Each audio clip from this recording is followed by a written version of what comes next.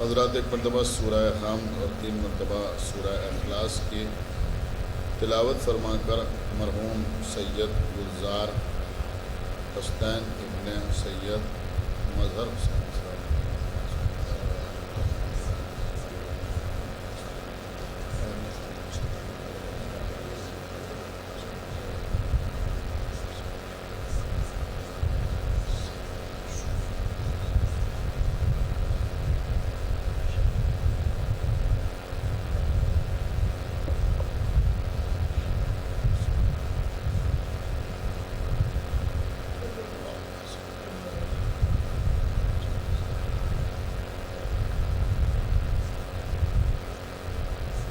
فاتحہ۔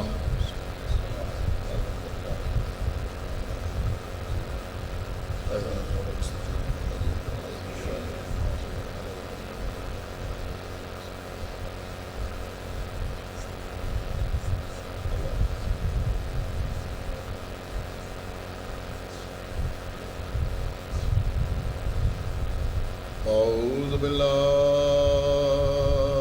السمیع العلی العظیم من الشیطان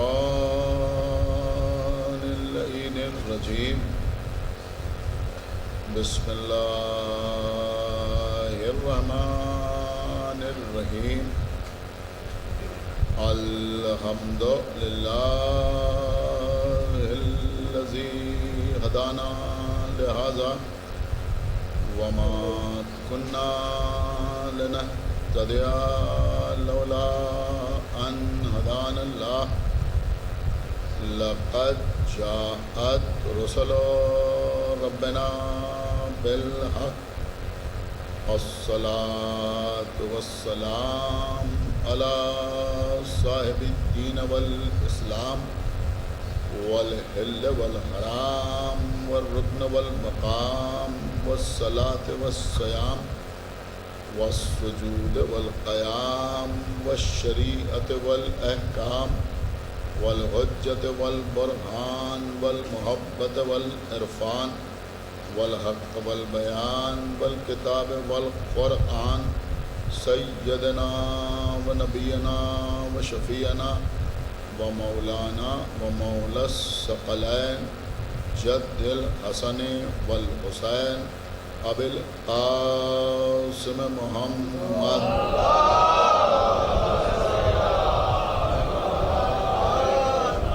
وعلى اہل بیتہ الطیبین الطاہرین المعصومین المظلومین المنتخبین المنتجبین الذین اذهب اللہ عنہم الرجس وطهرهم تطهيرا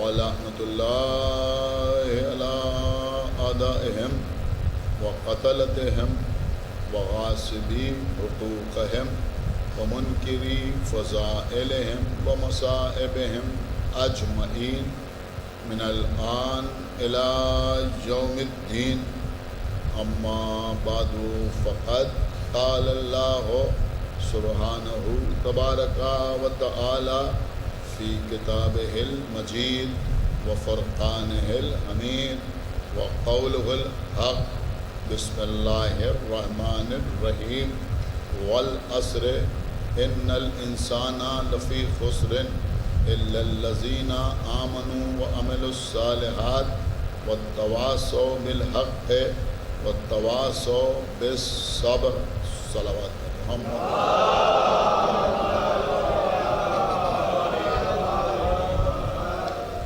حضرات ایک مرد مومن کے ایصال ثواب کے سلسلے میں یہ مجلس منعقد ہو رہی ہے۔ اس بات کو پیش نظر رکھتے ہوئے میں نے آپ کے سامنے کلام الہی کے ایک چھوٹے سے سورے کی تلاوت کا شرف حاصل کیا۔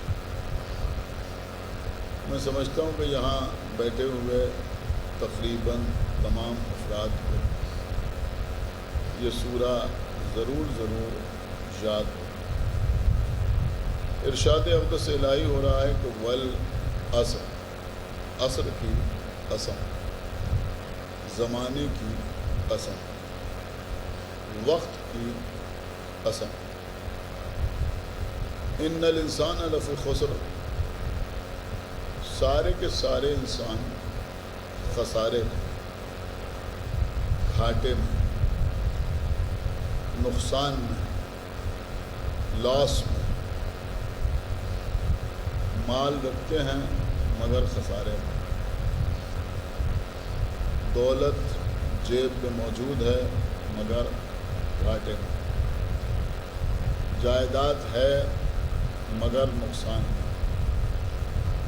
حکومت حاصل ہے، تخت و تاج کے مالک ہیں، دنیا میں شہرت ہے، لیکن اللہ کی نظر میں یہ سب کے سب خسارے میں، الا الذین آمنوا وعملوا الصالحات، سوائے ان کے کہ جو ایمان لانے والے ہیں اور اعمال صالحہ انجام دینے والے ہیں۔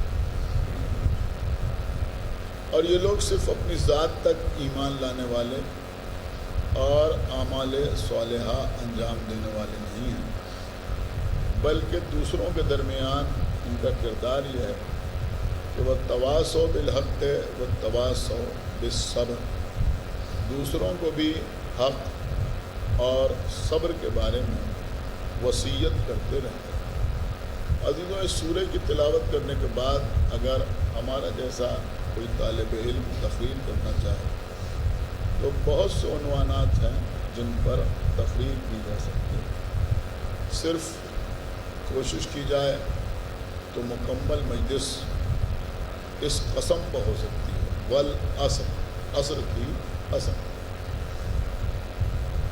خسارے پر بھی مجلس پڑھی جا سکتی ہے، ایمان کا تذکرہ کر کے بھی تقریر تمام کی جا سکتی ہے، عمل صالح پر بھی بحث ہو سکتی ہے، حق اور صبر کی وصیت کر کے بھی تقریر کو تمام کیا جا سکتا ہے۔ لیکن اس وقت میں آپ کی خدمت میں اختصار کے ساتھ گفتگو کرنا چاہوں گا اس لفظ انسان پر۔ اللہ کہہ رہا ہے کہ انسان خسارے میں ہے، انسان گھاٹے میں۔ دیکھیں قبلہ عام طور پر اگر آپ کسی سے بات کریں تو لوگ یہ کہتے ہیں کہ انسان دنیا میں کیا لے کے آیا ہے اور کیا لے کے جائے گا۔ کچھ اپنے ساتھ لے کے نہیں آیا، مال ساتھ لے کے نہیں آیا، دولت ساتھ لے کے نہیں آیا، انتہا یہ ہے کہ علم ساتھ لے کے نہیں آیا، شہرت ساتھ لے کے نہیں آیا۔ تو جو کچھ لے کے نہیں آیا وہ لے کے بھی نہ جائے گا، دولت چھوڑ کے جائے گا، مال چھوڑ کے جائے گا، جائیداد چھوڑ کے جائے گا، تو کیا لے کے آیا ہے اور کیا لے کے جائے گا۔ لیکن کچھ انٹلیکچوئلس، کچھ پڑھے لکھے افراد یہ بھی بیان کرتے ہیں کہ جب انسان دنیا میں آتا ہے تو اپنے ساتھ مال تو لے کے نہیں آتا، دولت تو لے کے نہیں آتا، جائیداد تو لے کے نہیں آتا، زمین تو لے کے نہیں آتا، سونا اور چاندی تو لے کے نہیں آتا، درہم و دینار تو لے کے نہیں آتا، لیکن کم سے کم دو چیزیں ہر انسان اپنے ساتھ لے کے آتا۔ وہ دو چیزیں کیا ہیں؟ انہوں نے کہا ایک جسم لے کے آتا ہے، ایک روح لے کے آتا ہے۔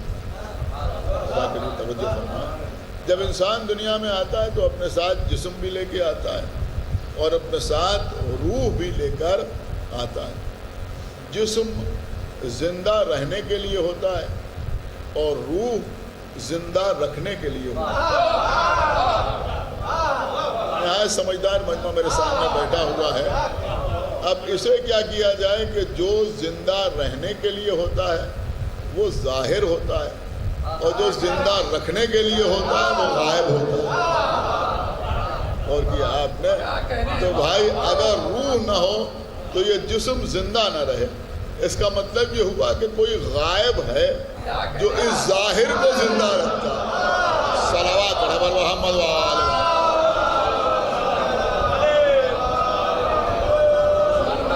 دیکھیں یہ مسلسل تقریر اس پر بھی ہو سکتی ہے، لیکن میں نے اس کو بھی ترک کیا۔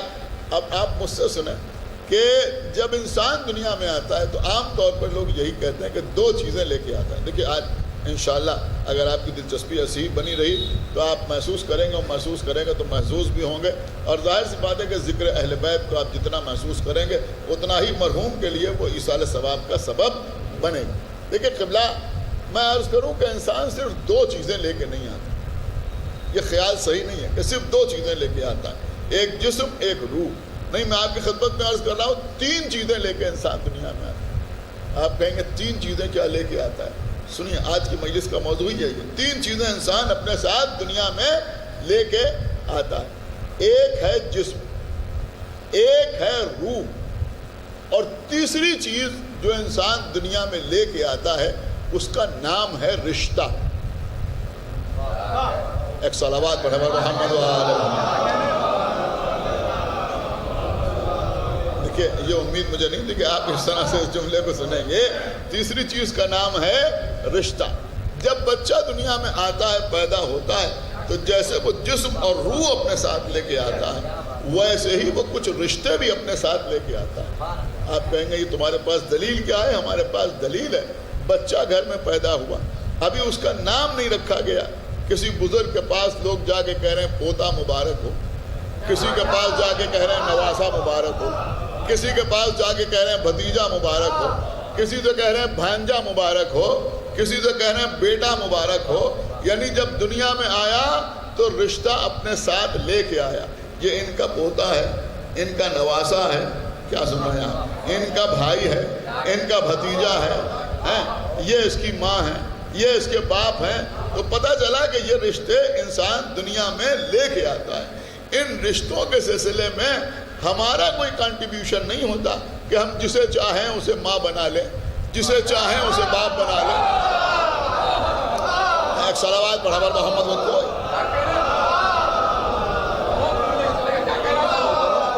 ہم جسے چاہیں ماں بنا لیں، جسے چاہیں باپ بنا لیں۔ اب ذرا آپ سورہ دہر پڑھیے، خداوند عالم کیا کہہ رہا ہے؟ بسم اللہ الرحمن الرحیم، حل اتا علی الانسان حین من الدہر لم یکن شیئا مذکورا انا خلقنا الانسان من نطفۃ امشاج نبتلیہ فجعلناہ سمیعا بصیرا۔ اللہ کہہ رہا ہے کیا انسان پر ایک وقت ایسا نہیں تھا جب وہ قابل ذکر نہیں تھا؟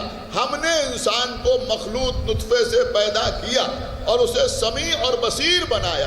مطلب کیا ہوا؟ ہم نے انسان کو ماں باپ کے وسیلے سے پیدا کیا۔ آپ غور کر رہے ہیں؟ اس کا مطلب یہ ہوا کہ ماں باپ وسیلہ ہیں۔ کس بات کا وسیلہ ہے؟ ہمارے دنیا میں آنے کا وسیلہ ہیں۔ کیا سنا آپ نے؟ ہمارے دنیا میں آنے کا وسیلہ ہیں۔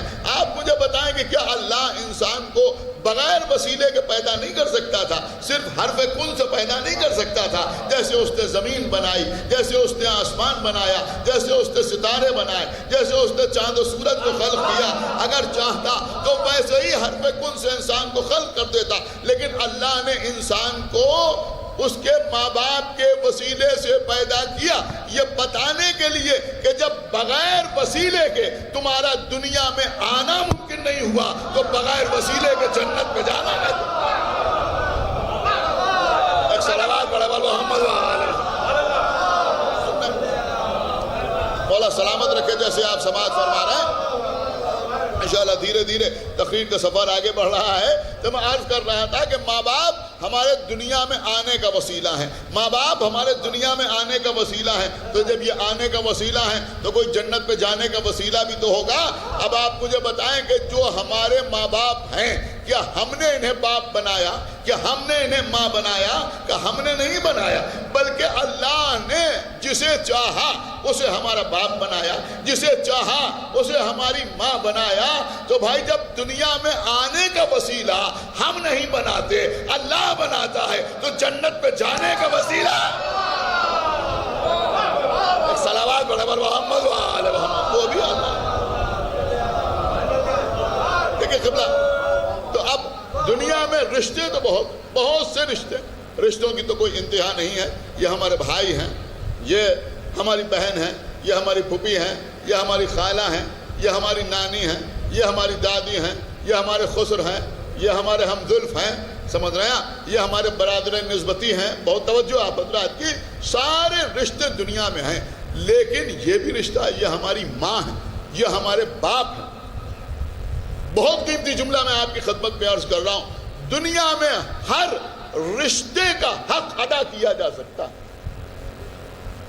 داماد اپنے خسر کے رشتے کا حق ادا کر سکتا ہے،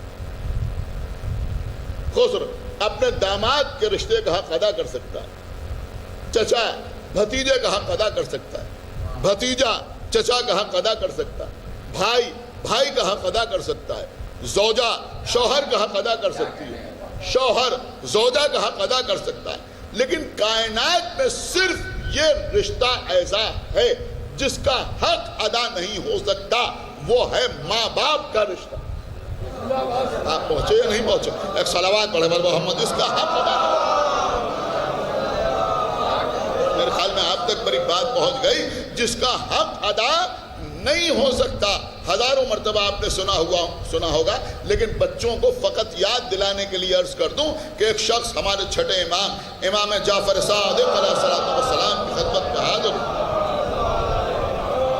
اور آنے کے بعد اس نے کہا کہ مولا میں نے اپنے ماں باپ کی بڑی خدمت کی، تقریباً 13-14 سال سے وہ صاحب فراش ہے، میں ان کی خدمت کر رہا ہوں۔ تو امام نے فرمایا کہ اللہ تجھے جزائے خیر عطا کرے۔ دیکھیں یہ ویسا بیٹا نہیں ہے، اب یہ جملے تھوڑے سے تلخ ہیں، لیکن اگر آپ محسوس کریں گے تو انشاءاللہ خاموش نہ رہیں گے کہ یہ ویسا بیٹا نہیں ہے جس کی سماعت پر اس کے ماں باپ کی آواز گرا ہونے لگی۔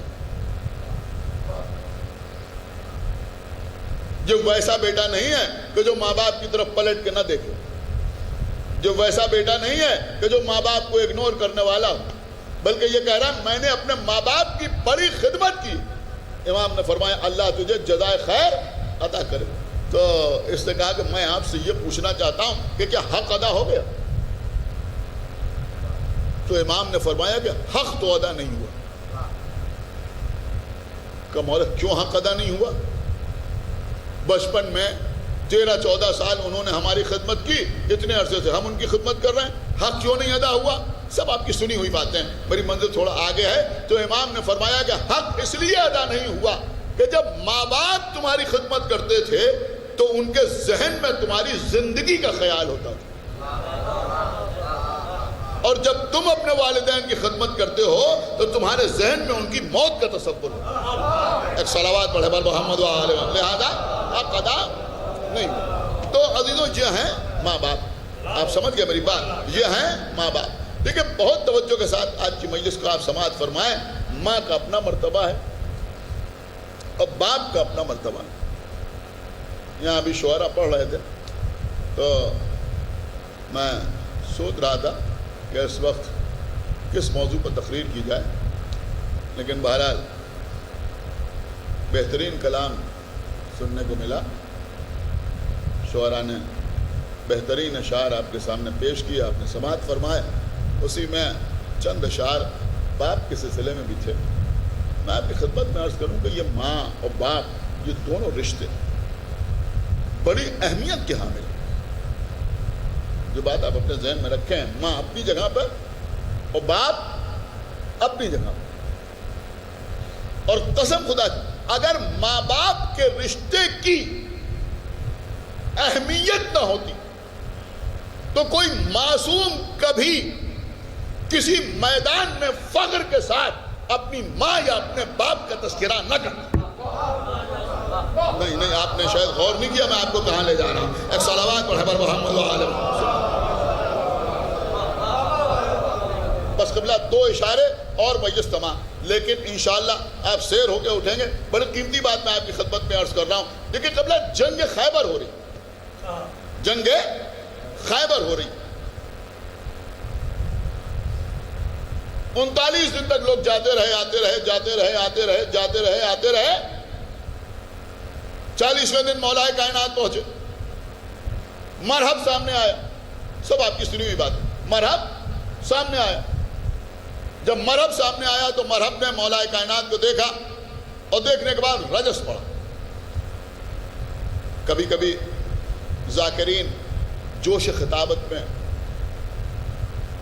یا کبھی کبھی نہ جاننے کی وجہ سے پڑھ دیتے ہیں یا شعراء نظم کر دیتے ہیں کہ مرحب نے کہا کہ میری ماں نے میرا نام مرحب رکھا. کسی کتاب میں نہیں.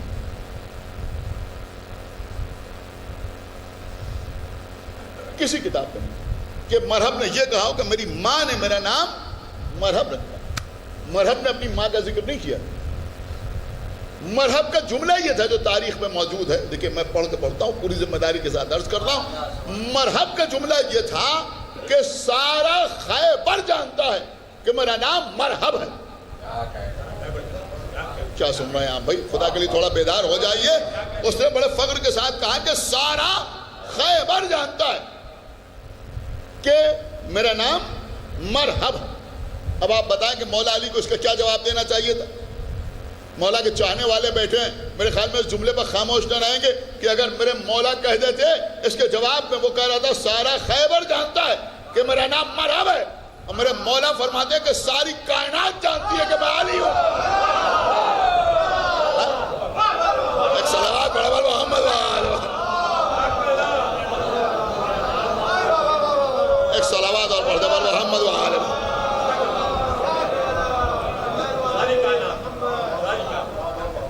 فرما دیتے کہ ساری کائنات جانتی ہے کہ میں علی ہوں. تو ہم سمجھتے ہیں کہ ہیبت سے مر جاتے. صرف اتنا کہنا کافی تھا میرے مولا کا. لیکن مولا علی نے یہ نہیں فرمایا, بلکہ میرے مولا نے وہاں پر یہ فرمایا کہ میری ماں نے میرا نام حیدر رکھا. اللہ اکبر. دیکھیں مجلس باپ کے ہی سال ثواب کی ہے, یہ بات میرے ذہن میں ہے, لیکن میں آپ کو وہاں تک لے جانا چاہتا ہوں. پوری توجہ. میرے مولا نے فرمایا کہ میری ماں نے میرا نام حیدر رکھا ہے. جیسے ہی یہ فرمایا کہ میری ماں نے, آپ سمجھے نہیں, اگر میرے مولا کہہ دیتے کہ میرے باپ نے, یا یہ فرما دیتے کہ ساری کائنات جانتی ہے کہ میرا نام علی ہے, تو جلال کا اظہار تو ہو جاتا, لیکن کرم ظاہر نہ ہوتا. شاید غور نہیں کر رہا, میں کیا عرض کر رہا ہوں. کرم نہیں توجہ فرمائی آپ نے, کرم ظاہر نہ ہوتا. لہذا فرمایا کہ میری ماں نے میرا نام حیدر رکھا ہے. آپ سمجھے میرے مولا کے یہ کہنے میں حکمت کیا تھی؟ حکمت یہ تھی کہ جیسے ہی کہا کہ میری ماں نے میرا نام حیدر رکھا ہے, ویسے ہی مرحب کو اپنی ماں یاد آ گئی. نہیں عزیزوں, ایسے نہیں سنا جاتا جیسے آپ سن رہے ہیں. بڑی قیمتی بات میں عرض کر رہا ہوں. ویسے ہی اس کو اپنی ماں یاد آ گئی کہ میری ماں نے کہا تھا کہ دیکھو ہر ایک سے جنگ کرنا, لیکن جس کا نام حیدر ہو اسے جنگ نہ کرنا. تو جیسے ہی کہا ویسے ہی اس کو اپنی ماں یاد آ گئی. اب یہاں نوجوان جو بیٹھے ان کی خاموشی کو توڑنے کے لیے ایک نقطہ آپ کی خدمت میں عرض کر دوں. لکھنؤ میں پڑھا تھا, جی چاہ رہا ہے کہ آپ کی خدمت میں عرض کروں. ابھی تو ہمارے یہاں صلوات کے بعد سب سے مقدس جو نعرہ ہے وہ کیا ہے؟ مجلسوں میں کہا نعرہ حیدری. اور جب آپ کہتے ہیں نعرہ حیدری تو بہت سے نعرے لگتے ہیں, لیکن سب سے زیادہ زور اسی میں ہوتا ہے نا. ایک بار کہا نعرہ حیدری اور سارے مجمع نے کہا یا علی. یہ مجمع مجھے بتا سکتا ہے کہ یہ نعرہ بہرحال ہمارے بزرگوں نے وضع کیا ہے. ہندوستان, پاکستان, ان علاقوں میں یہ نعرہ لگتا ہے. اگر آپ ایران جائیں یا عراق جائیں, دیگر جگہوں پر یہ نعرہ اس انداز سے نہیں لگایا جاتا. اس کا مطلب یہ نہیں ہے کہ وہ لوگ مولا علی کا نام نہیں لیتے. ان کے نام لینے کا الگ انداز ہے, ہمارے نام لینے کا الگ انداز ہے. لیکن یہ ہمارے بزرگوں نے جو مولا علی کا نام لینے کے لیے مجلسوں میں یا محفلوں میں یا معرکوں میں, میں کچھ عرض کر گیا, یہ نعرہ حیدری. آپ مجھے بتائیں کہ حیدری ہی کیوں؟ نام ہی تو لینا مولا علی کا. سن رہے ہیں؟ اگر یہ کہا جائے نعرہ علوی اور سب کہیں یا علی تو کیا حرج ہے؟ کوئی حرج ہے؟ اگر کہا جائے نعرہ مرتضوی اور سب کہیں یا علی تو کوئی پریشانی ہے؟ کہ کوئی پریشانی نہیں. اگر یہ کہا جائے کہ میں بہت آگے بڑھ کے آپ کی خدمت میں عرض کر رہا ہوں, اگر یہ کہا جائے نعرہ مصطفی اور سب کہیں یا علی تب بھی کیا پریشانی ہے؟ اس لیے کہ مصطفیٰ نے بار بار علی کو پکارا یا نہیں پکارا؟ نہیں غور کر رہے ہیں آپ. لیکن یہ نعرہ حیدری کیوں؟ مولا علی کے سارے نام چھوڑ کر یہاں پر اس لفظ کا انتخاب کیوں کیا گیا؟ آپ سمجھے کیوں کیا گیا؟ آپ نہ بولیں گے تو کون بولے گا؟ اس لفظ کا انتخاب اس لیے کیا گیا کہ مولا علی نے خیبر کے میدان میں کہا کہ میری ماں نے میرا نام حیدر رکھا ہے، میری ماں نے میرا نام حیدر رکھا ہے، تو مرحب کو اپنی ماں یاد آ گئی۔ اس کا مطلب یہ ہوا کہ نعرہ حیدری اس لیے کہا جاتا ہے کہ مخالف کو ماں یاد آ جائے۔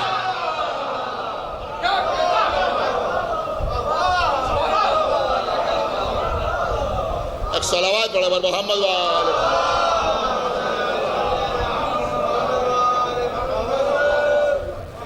دیکھیں قبلہ، تو جنگ خیبر میں مولا علی نے اپنی والدہ کے حوالے سے اپنا تعارف کرایا، لیکن ایسا نہیں ہے کہ صرف والدہ کے حوالے ہی سے تعارف ہوا۔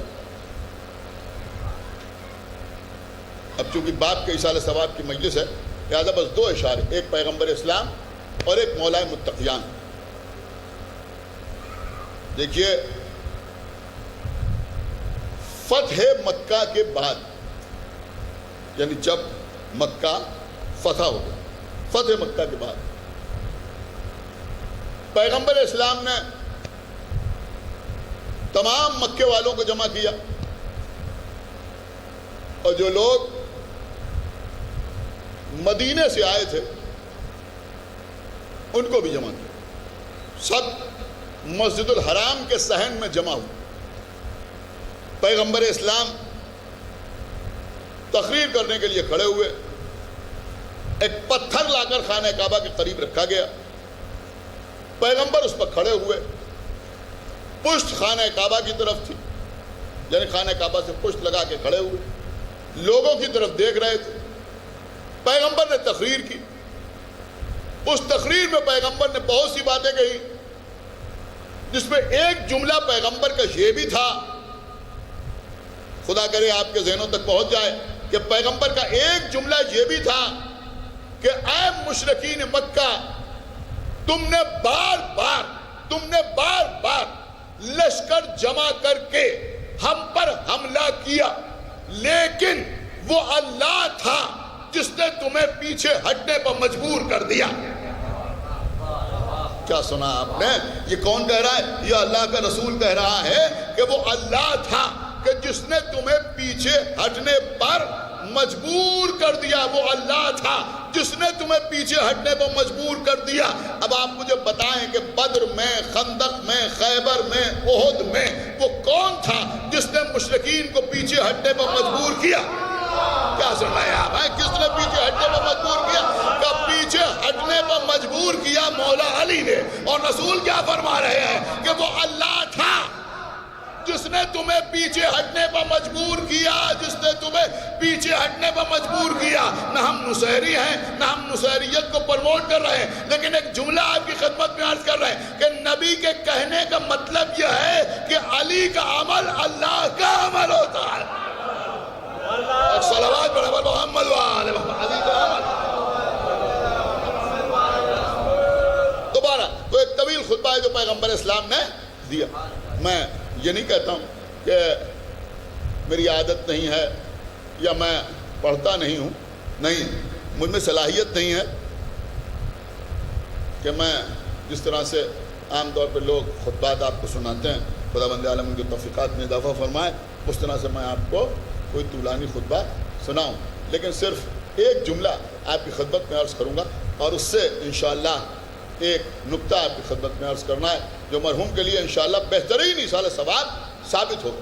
اب پیغمبر نے جب بہت سی باتیں کہی، سنیے خطبہ، اس وقت پیغمبر اسلام نے تمام مشرکین مکہ کے سامنے یہ بھی فرمایا کہ دیکھو، آج کے بعد سے کوئی، آج کے بعد سے، کیونکہ اس وقت جتنے لوگ تھے مکے کے رہنے والے، انہوں نے بھی بکراہت صحیح یا مجبوری میں کے عالم میں سمجھیے سب نے کلمہ پڑھ لیا تھا نا، تو پیغمبر نے فرمایا کہ آج کے بعد سے کوئی اپنے مشرک باپ دادا پر فخر نہیں کرے گا۔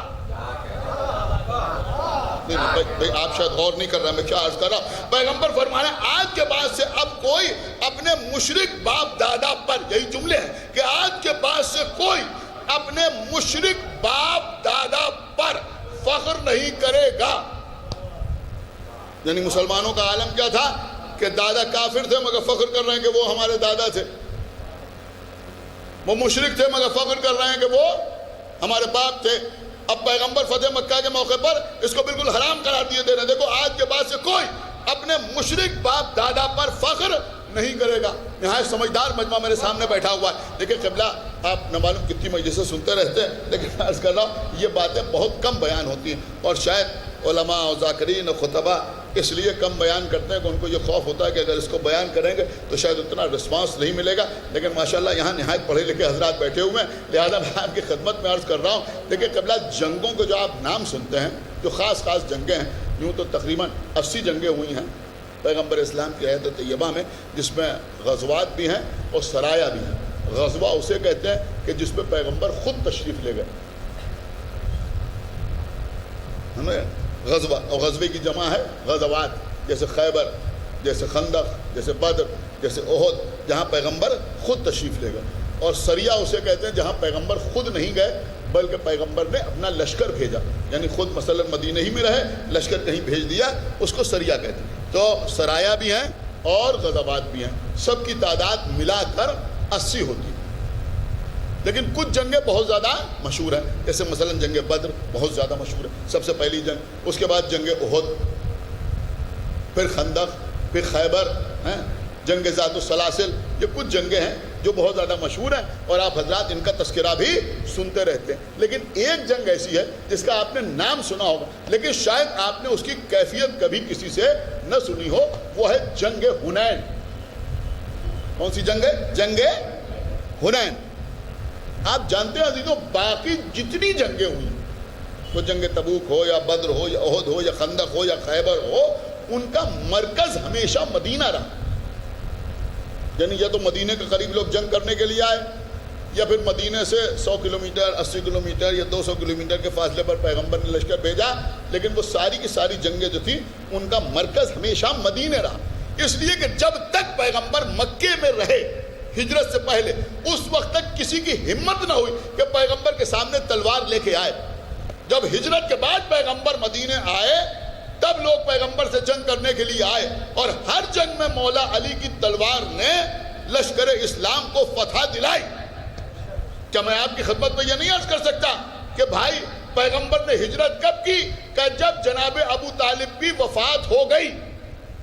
نہیں غور کیا آپ نے؟ تو مکے میں ابو طالب رہے, مکے میں ابو طالب رہے, مکے میں کوئی پیغمبر سے لڑنے کے لیے نہیں آیا. جب پیغمبر مدینے آ گئے اس کے بعد ساری جنگیں ہوئیں. تو کیا میں آپ کی خدمت میں یہ نہیں عرض کر سکتا کہ تمام جنگوں میں علی کی شجاعت نے محمد کی حفاظت کی, اور مکے میں ابو طالب کی ہیبت نے محمد کی حفاظت. یہ صرف ہیبت جناب ابو طالب تھی. تو بہرحال ساری جنگوں کا مرکز مدینہ رہا. لیکن یہ جنگ حنین جو ہے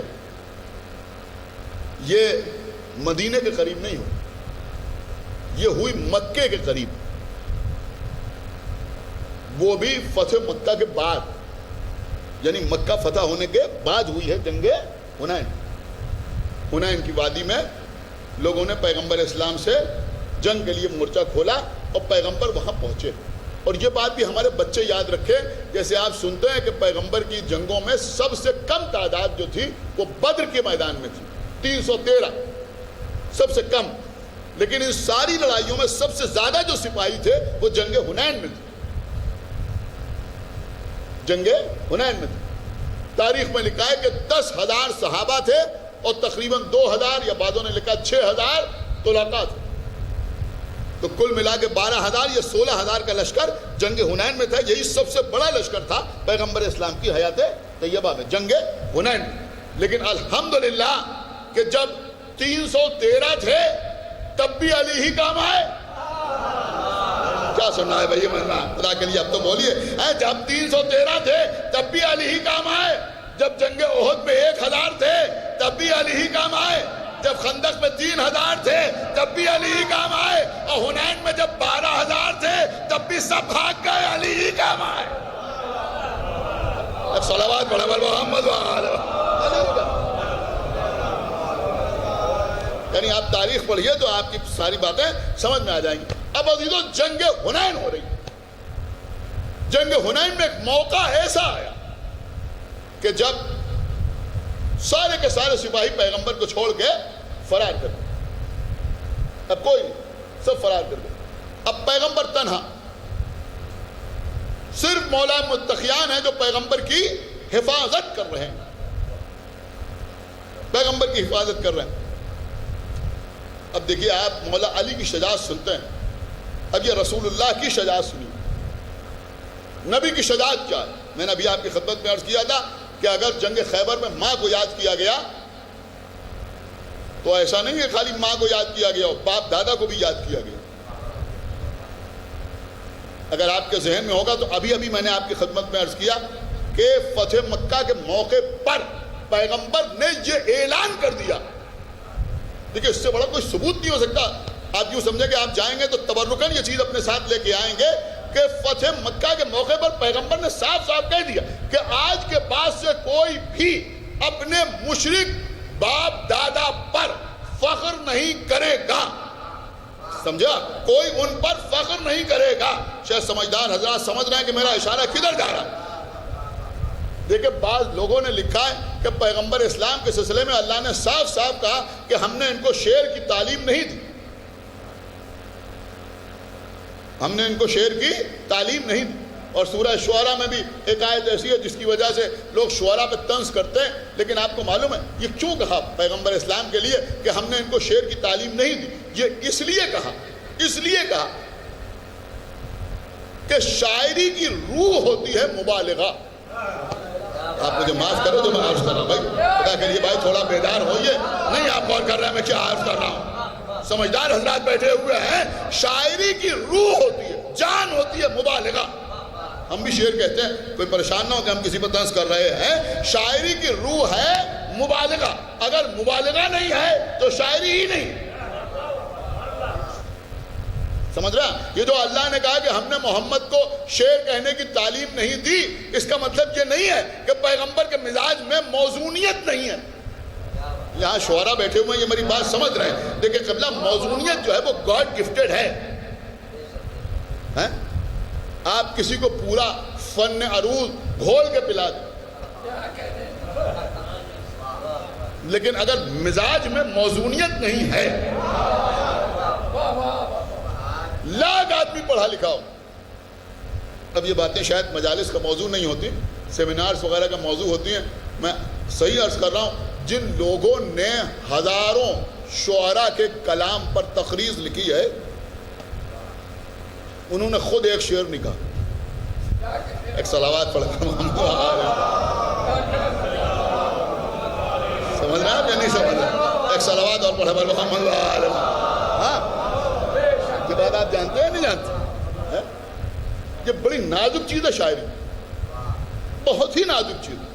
میں یہاں بیٹھے ہوئے تمام حضرات کی خدمت میں عرض کروں گا کہ بھائی اس سے زیادہ نازک کوئی چیز نہیں ہے. موزونیت جو ہے وہ اللہ کی طرف سے ملتی ہے. کسی میں اگر موزونیت ہے تو اس کی شاعری کو سجایا جا سکتا ہے, سنوارا جا سکتا ہے, اس کی اصلاح کی جا سکتی ہے.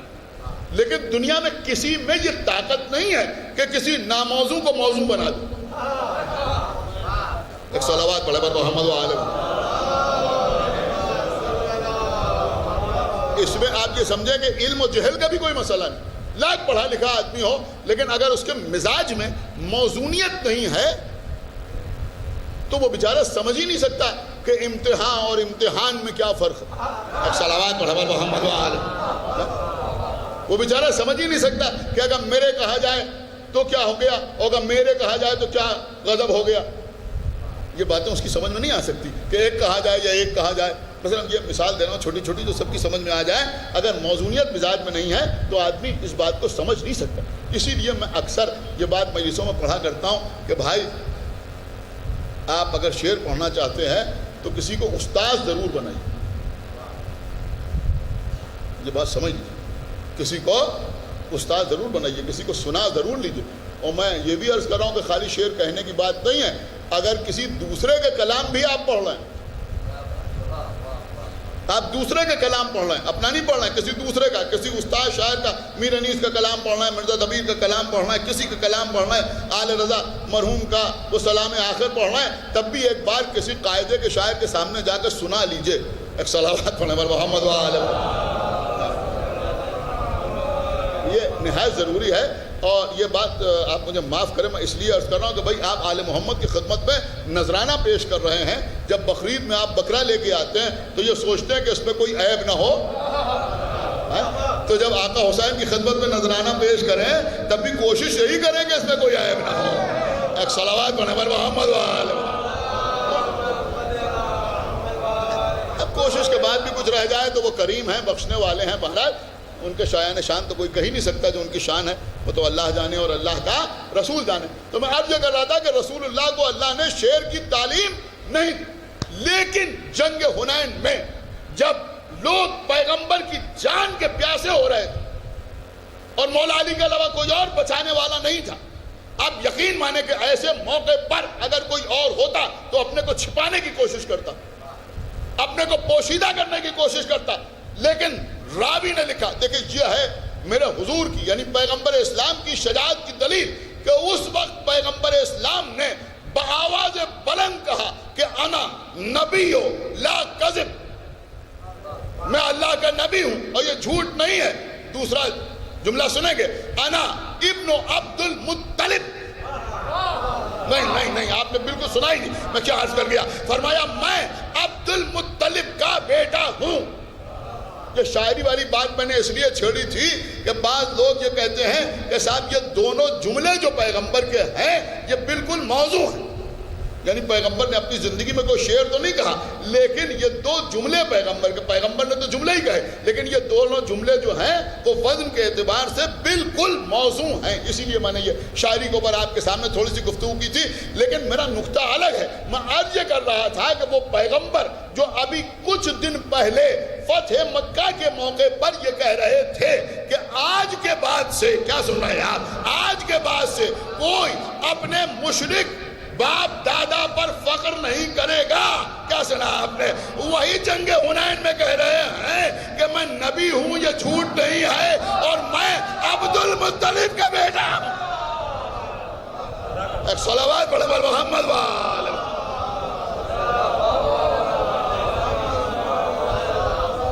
ایک صلوات پڑھیں محمد وآلہ۔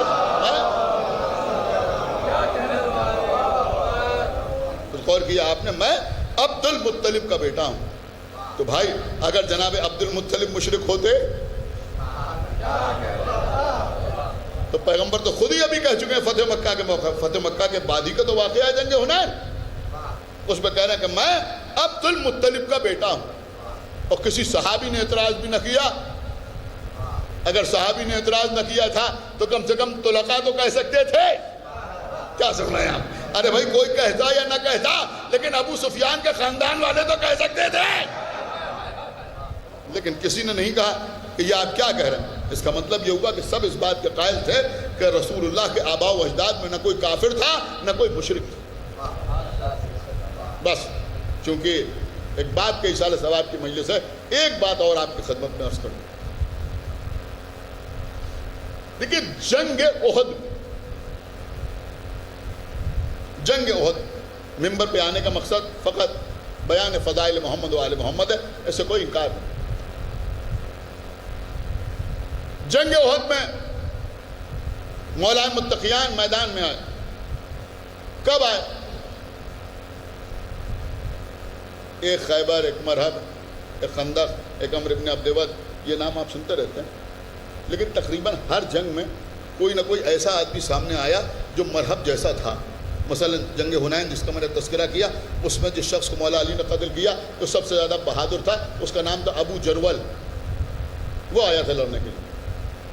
جنگ احد میں جس پہلوان کو مشرکین مکہ لے کے آئے تھے، جس پر بڑا ناز تھا،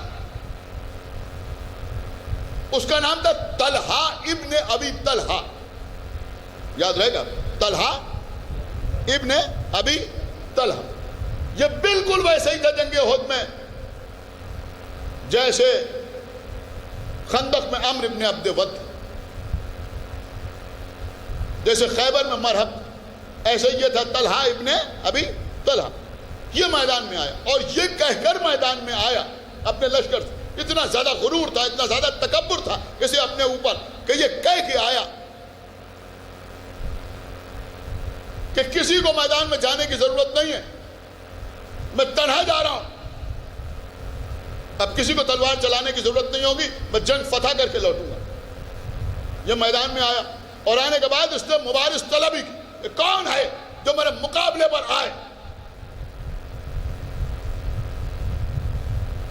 تو جب اس نے پکارا کہ کون ہے جو میرے مقابلے پہ آئے، تو اب یہاں پیغمبر کے لشکر میں کچھ تو اس کو دیکھے ہوئے تھے جو مہاجرین تھے، وہ انصار اس کے بارے میں سنے ہوئے تھے، لہذا کوئی آگے نہ بڑھا۔ مولا متقیان تلوار کھینچ کے اس کے مقابلے پر پہنچ۔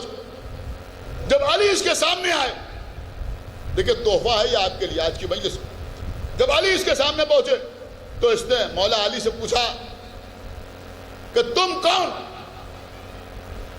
خدا جانے اس واقعے کو لوگ کیوں نہیں پڑھتے، تو جیسے میرے مولا نے خیبر کے میدان میں اپنی ماں کے حوالے سے اپنا تذکرہ کیا، طلحہ ابن ابی طلحہ کے سامنے مولا علی نے کہا کہ میں ابو طالب کا بیٹا ہوں۔ ایک صلوات پڑھا پر محمد وآلہ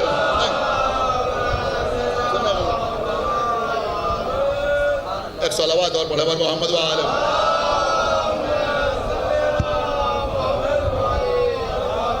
دیکھیں بس ایک 10-15 منٹ اور پڑھنا، اگر آپ تھکے نہ ہوں تو ایک باواد بلند صلوات پڑھا پر محمد وآلہ۔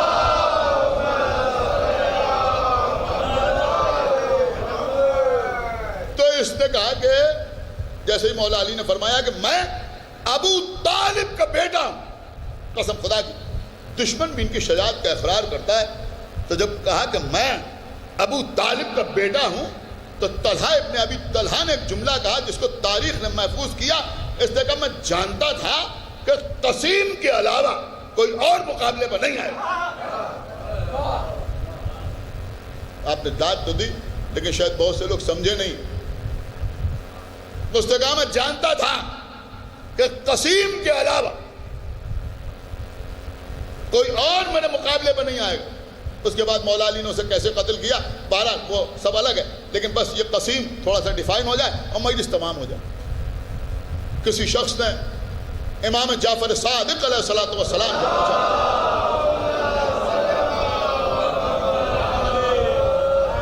کہ یہ مولا علی نے کیا فرمایا کہ قسیم کے علاوہ، وہ طلحہ ابن ابی طلحہ نے کیا کہا کہ میں جانتا تھا کہ قسیم کے علاوہ کوئی اور میرے مقابلے پر نہیں آئے گا۔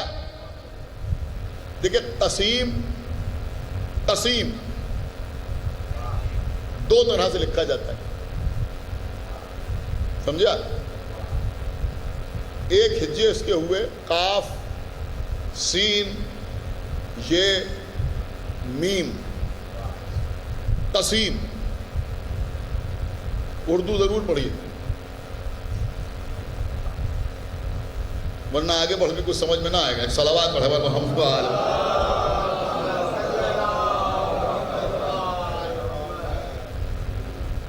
قاف سین یہ میم، قسیم۔ قسیم کا مطلب ہوتا ہے بانٹنے والا۔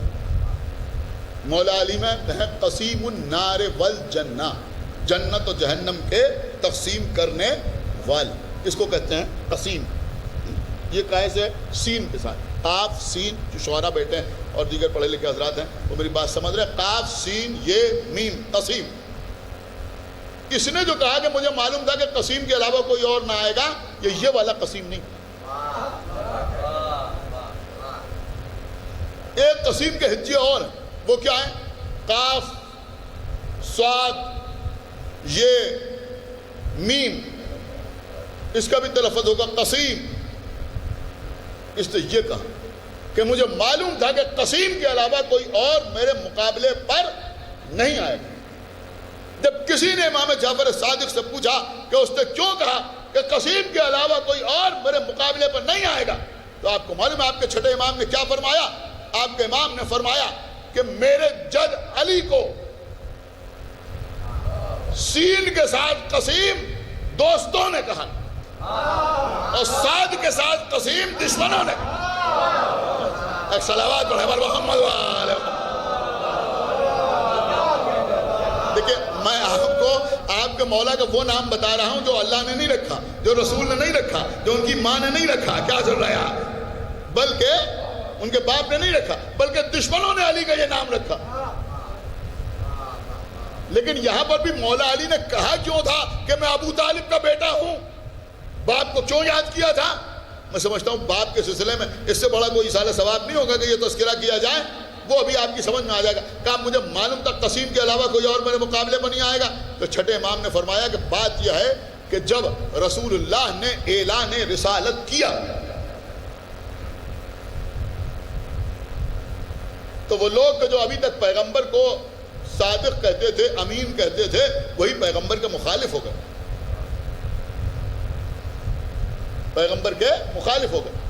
اب جناب ابو طالب کی وجہ سے کسی بڑے کی تو ہمت نہیں ہوتی تھی کہ پیغمبر کو ایذا پہنچائے.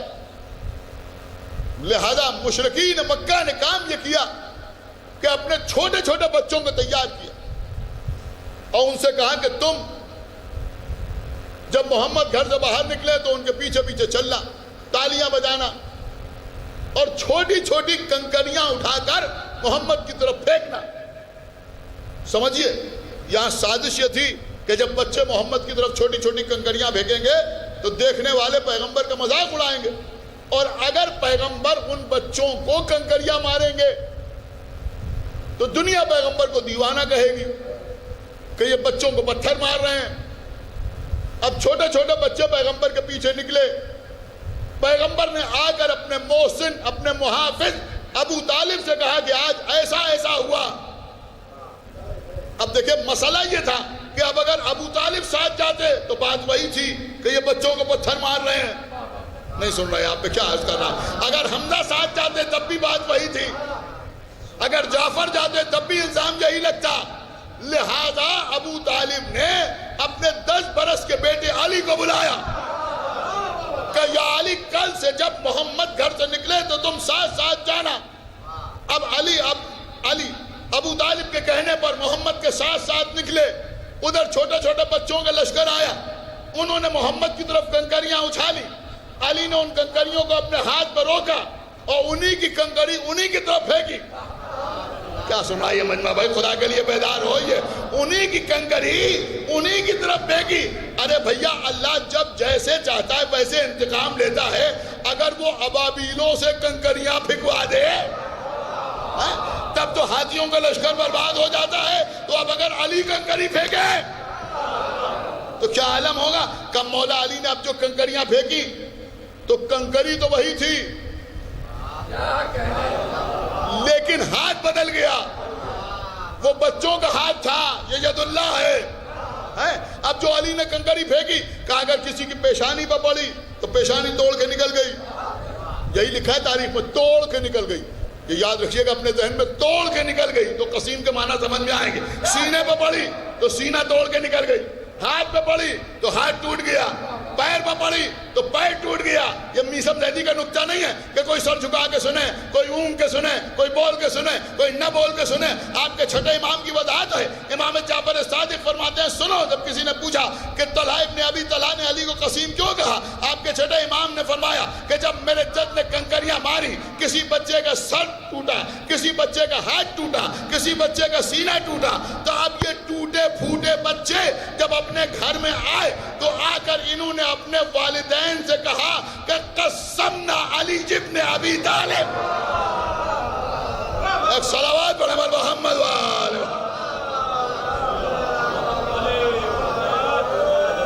ایک صلوات اور پڑھیں پر محمد والے.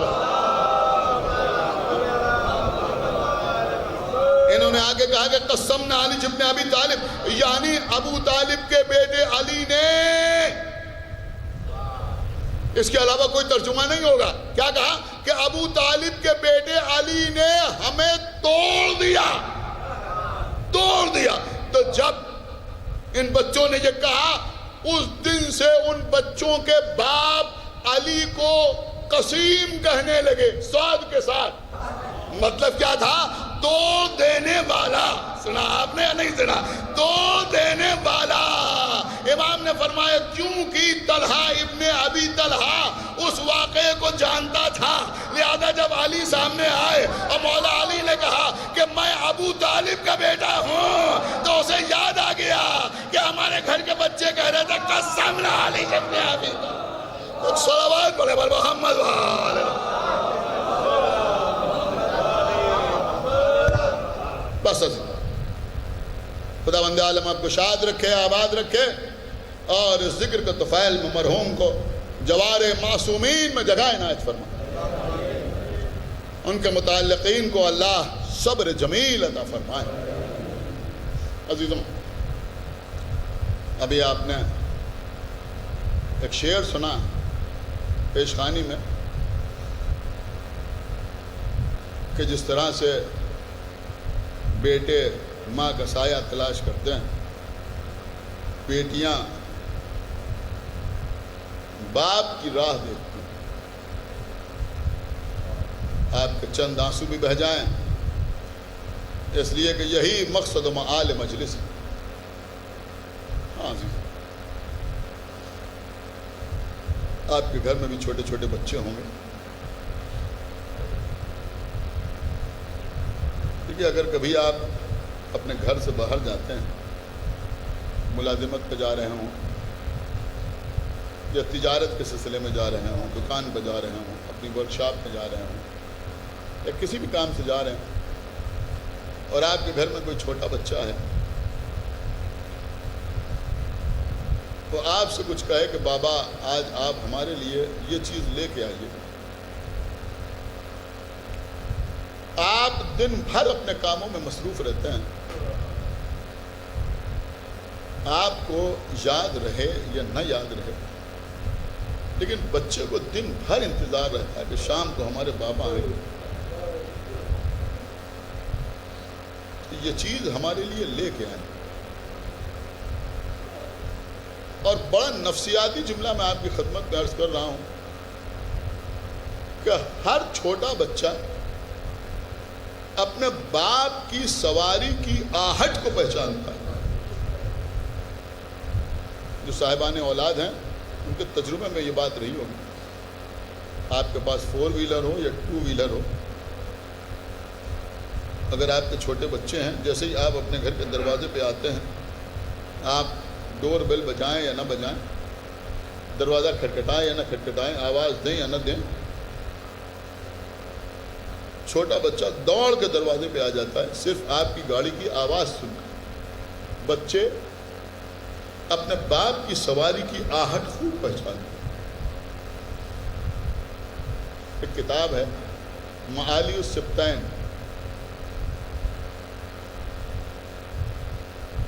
ایران وغیرہ میں جو مجالس پڑھی جاتی ہیں ان میں اس کتاب سے اکثر روایتیں پڑھی جاتی ہیں، مجالس کا مجموعہ ہے ایک طرح سے، معالی السبطین۔ صاحب معالی السبطین نے اپنی کتاب میں بعض بڑے نفسیاتی گوشے تحریر کیے۔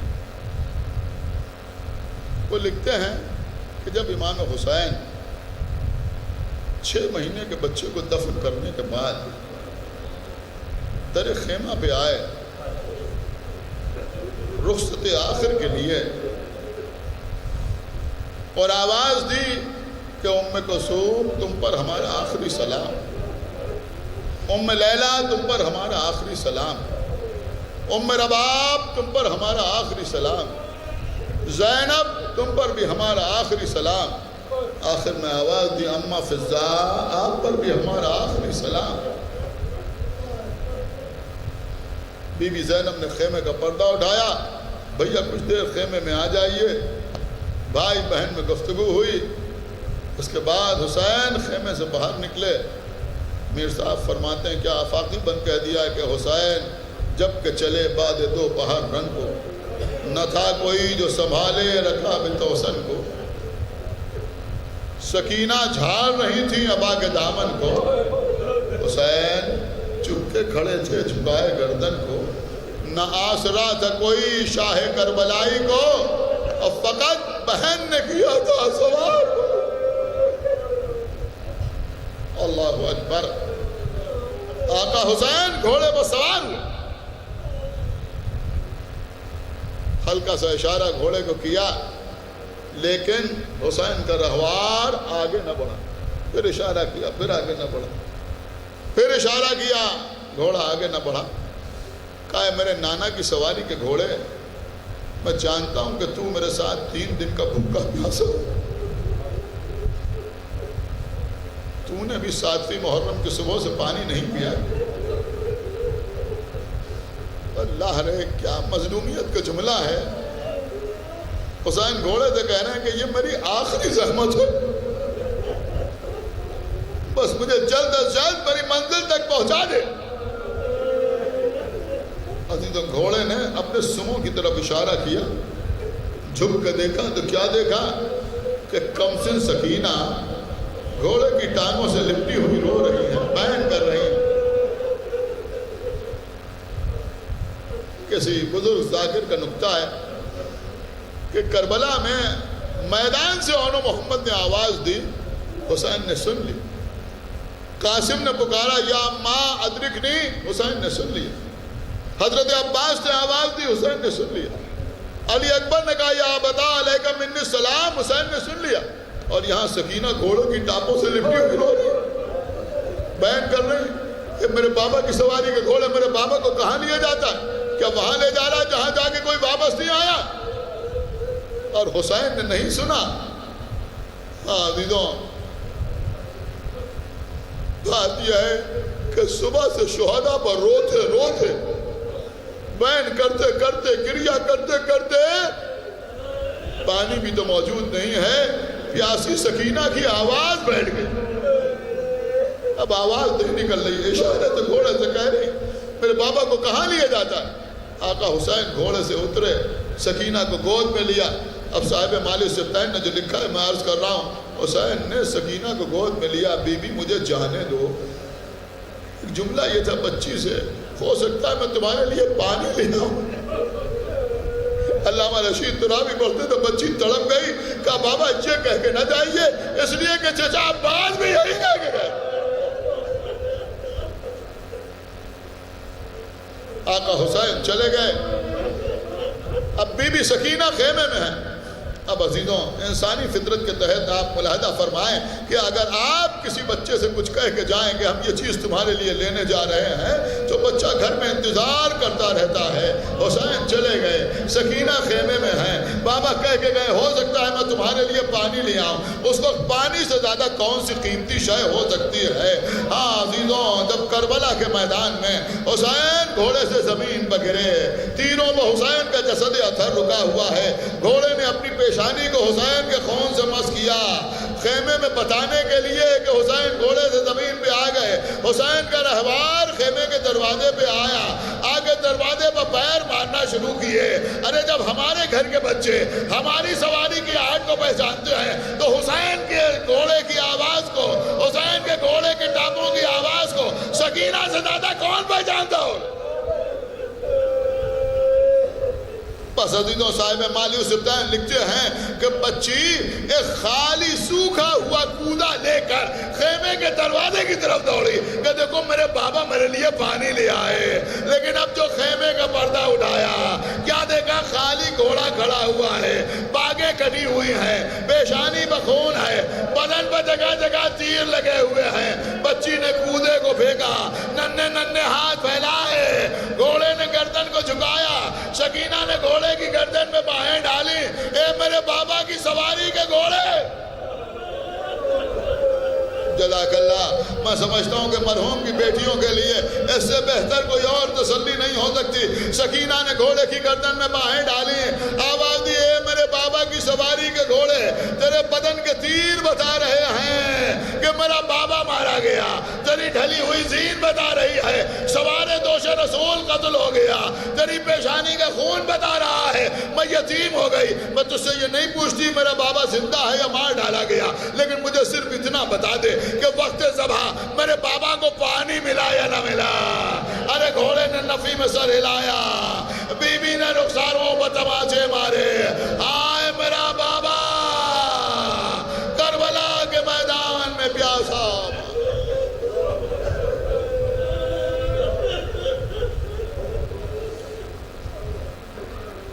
پروردگار جو واسطہ محمد وال محمد کو ہماری اس عبادت کو قبول فرما. پروردگار جو واسطہ محمد وال محمد کو تمام حاضرین مجلس اور بانیان مجلس کے دلی مقاصد کی تکمیل فرما.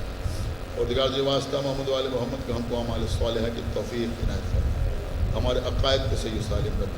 ہم جب تک زندہ رہیں آل محمد کی محبت اور ان کے دشمنوں کی عداوت بھی زندہ رہیں. اب دنیا سے جائیں تو یہ دونوں عظیم ترین نعمتیں اپنے ساتھ بنائیں. پروردگار جلد از جلد ہمارے امام زمانہ کا ظہور فرما اور ان کا اصحاب اور انصار میں ہمارا شمار فرما.